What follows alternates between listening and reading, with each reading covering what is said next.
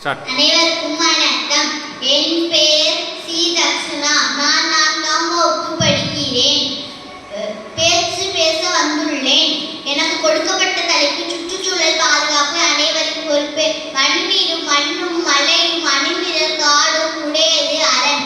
இக்குறளில் திருவள்ளுவர் வளமான சுற்றுச்சூழல் மனிதர்களை போர்தாசம் போன்று பாதுகாக்கின்றன என கூறுகிறாள். சுற்றுச்சூழல் என்பது காடுகள், மலைகள், ஆறுகள், கடல் போன்ற இயற்கை பரப்புகளை குறிக்கும்.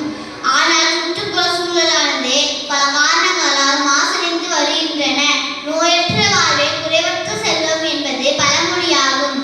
சுற்றுச்சூழல் தூய்மையாக இருந்தால்தான் நாம் ஆரோக்கியமாக வாழ முடியும். சுத்தமான காற்று, தண்ணீர் மற்றும் உணவு ஆகியவை நம் வாழ்க்கைக்கு இன்றியமையாதவை.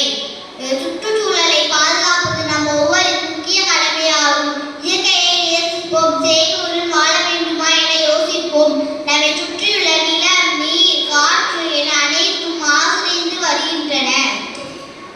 நிலமாசு என்பது ரசாய பொருட்கள் நிலத்துடன் கலப்பதால் மாசடைந்து வருகின்றன. தொழிற்சாலை கழிவுகளை வெளியேற்றி நச்சு புகையினால்